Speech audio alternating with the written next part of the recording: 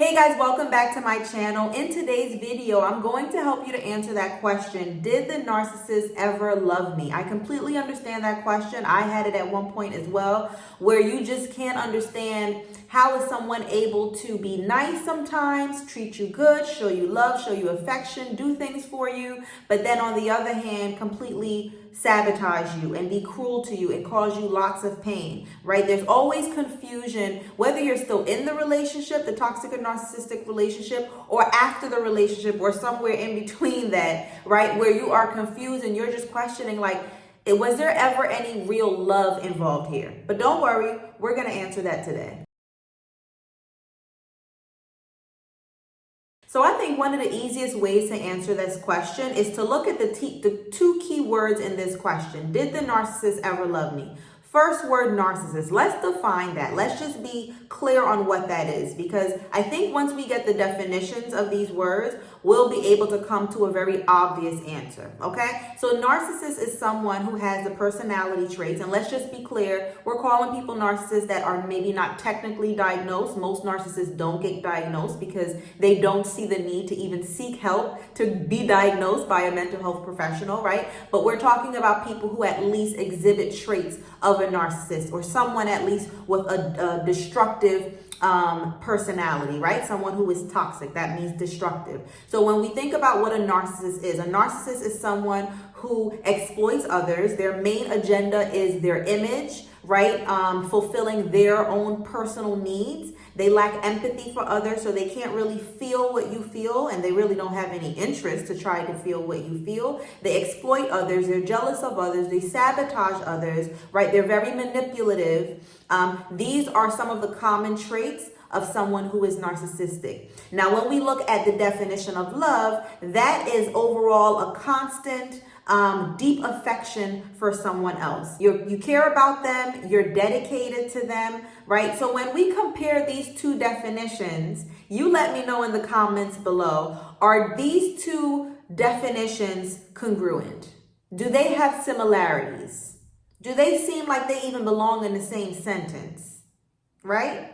Let me know in the comments, when you compare the traits of someone who's narcissistic, the definition of that, with someone with the definition of love, do you see any similarities there? No, they're actually the complete opposite. Someone who is manipulative, someone who exploits, someone who is jealous, someone who likes to control, to trigger, to intimidate, to cause confusion, to cause psychological trauma, right? Emotional abuse, right? Hurting your feelings, triggering you, pressing your buttons, and then showering you with love, causing you to be in a constant on edge. You don't know how to please them.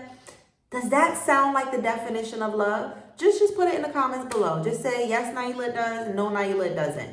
Go ahead and do it now, right? I'm telling you this because I think you already know the answer to this, right? And that is why I said, let's go with the definition first, because it's obvious. I think the reason we don't want to admit that, especially in the beginning, and I was there too, is because it's painful to admit to ourselves, and embarrassing to admit to ourselves, that we have given ourselves to someone that actually did not love us. But let me relieve you of this. It's not your fault, okay? Did you play a role in it? Yes. But it's not your fault that someone is very strategic at manipulating you and confusing you to make you believe that they love you, because they are good at mimicking. Right? Manipulation is they're the king of it, or the queen of it if it's a woman, right? They're very good at convincing people that they love them. They're very good at causing confusion. So even if they mistreat you, they can still come back and do something nice, say something nice to make you feel like, okay, well, maybe they're not all bad. Okay? They're very good at mimicking love. But again, if we look at the very basics of this, and we look at what narcissism is, or just toxic people, period, and what love is, there's no match. There's no match. Now, while it may not be love, as we have already obviously established, what they are good at is attaching. So the attaching can mimic love, right? Because they need to be able to mimic love in order to attach to you. Nailah, what do you mean by attaching? They need to have someone in their inner circle. They need to be connected to you, right? And why? Because they need to have the image that they are normal, that they are, normal, healthy people in a marriage, in a relationship, having children, right? They need you on their arm, on their side when they're going out in public. They need that. They need to portray a certain image. Remember, image is one of the most important things to them. The other reason they need to attach to you is, or anyone, not just you, but someone, is they need someone to fulfill their supply, to get their supply. What is supply? Supply is giving them the attention that they need, the admiration that they need, the ability to trigger. They need someone to be able to trigger. And I know this might sound crazy, but this is how they function. They need someone to be, even if it's to get into an argument with, they need to be attached to someone. They can't fulfill those needs if they're by themselves. They need someone there with them. Now, in order for us to heal, yes, it is important to understand how they function and why they do what they do.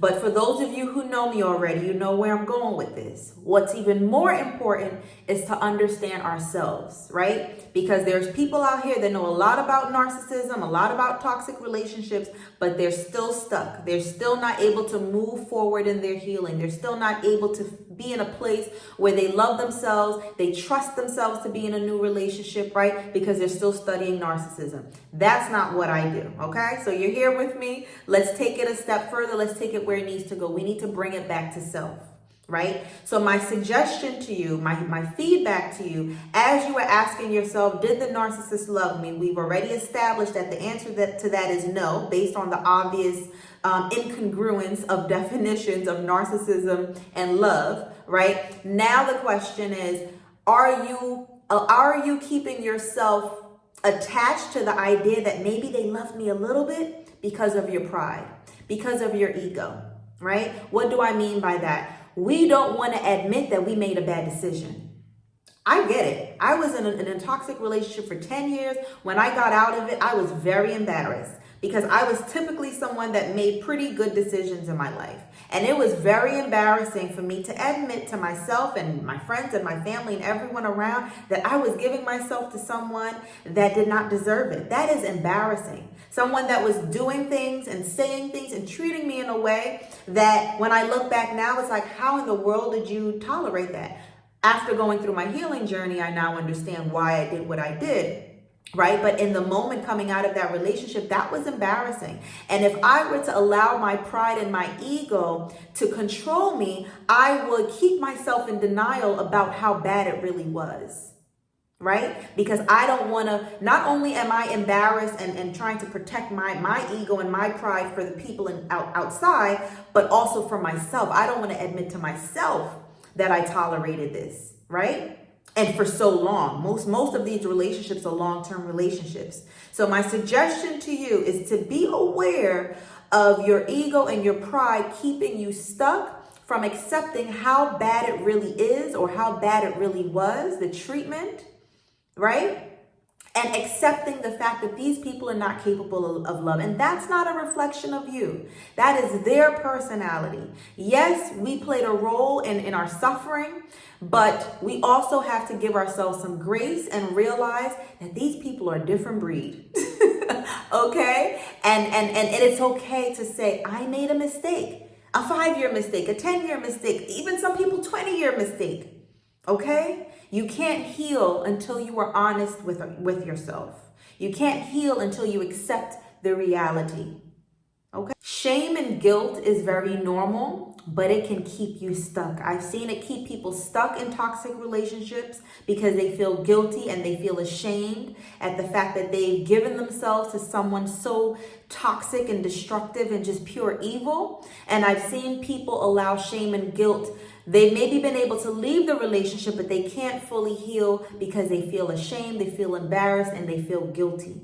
Okay? That is very destructive. That's us being toxic to ourselves. So if you are ready to leave that behind, I encourage you to click the link in the description box below. If that's something that you are ready to work on, you're ready to leave behind, I encourage you to join me in the Relationship Detox. That is where you're going to learn how to release the shame, how to release the guilt, right? And be able to move on. Don't let this be your story this time next year, okay? And time goes fast, and I've seen enough people studying this topic, watching video after video, but they're still stuck. And it's not by chance, it's not a coincidence. There's a reason for it, but there's also a solution for it. So if you're ready for that solution, go ahead and click the link in the description box below, and I would love to meet you inside of the Relationship Detox. I hope that this video was helpful for you today. If it was, give it a thumbs up. If you're not already subscribed, go ahead and subscribe, and share this video with someone that you think can benefit from this. All right. And I'll see you in the next one.